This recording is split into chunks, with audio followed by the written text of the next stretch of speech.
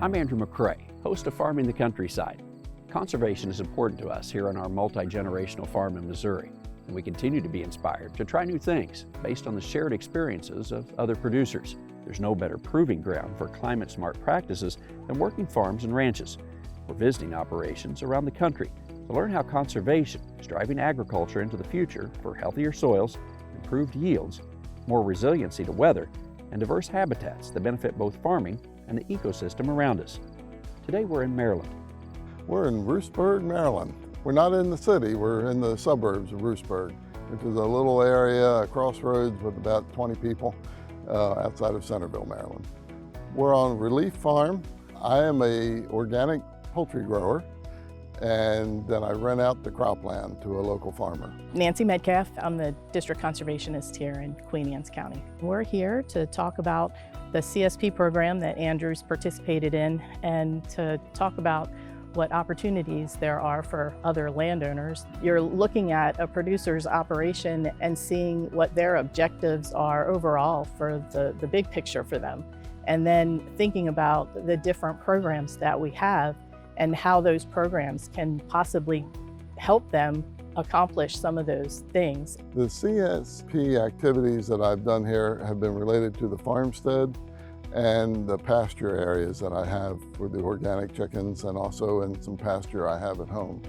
I have planted trees in the pasture, and for the chickens it's been fruit trees to give them shade and also something to eat. I went with primarily peach trees. I had the idea that if I'm going to plant trees, I might as well plant something that has a little fruit that the chickens can eat the fruit or eat the bugs that eat the fruit.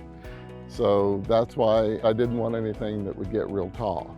And then because it's also in the pasture and also qualifies under shade, I planted crepe myrtles on the other sides. This is unique being an organic chicken farm, and part of the requirement for that is to have shade for the chickens because they are supposed to be out on pasture when they can be. And Andrew was the first person that I've worked with who even suggested that he wanted to plant trees.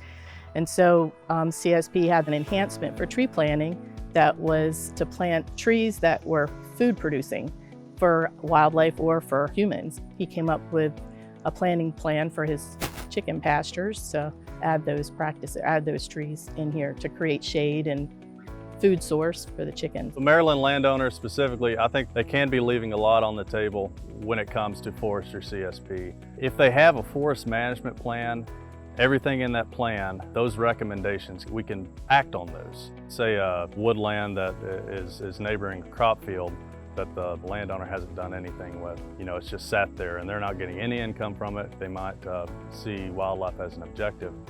The way it sits, what you're depending on is the marketability of that timber. So say it's not marketable, you know, what do you do from there? You're not going to get a payout that's really going to entice any kind of loggers to come in and do the work. That's where our incentives come in. We see the stand and we know there's room for improvement to meet your objectives. And what we can do is provide a financial incentive every year for CSP to address those practices. So you're not necessarily depending on the income you might get or that is generated from that timber harvest. You have other income coming in from forestry CSP, and that can really get the job done, get your objectives met. If you're a landowner and you have any intention of actively managing your woodland, then you have opportunity in this program.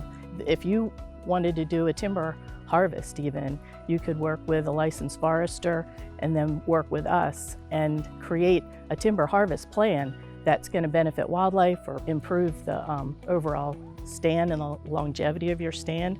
And all of that could be encompassed in a CSP contract. There's a lot of folks out there that could benefit from the program. For CSP, it gives you opportunities to maybe try some practice that you haven't really tried before.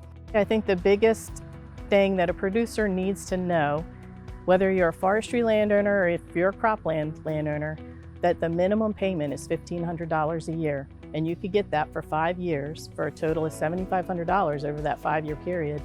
And all you have to do is be a FSA participant. You have to have your farm records with FSA, and then you have to meet 2 resource concerns on the land uses. You don't have to commit to a large practice or a large extent or anything complicated.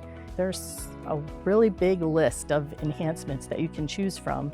I would think a lot of people would be able to find something that they'd be able to do that wouldn't be a big financial burden on them, and they'd be able to take advantage of the program.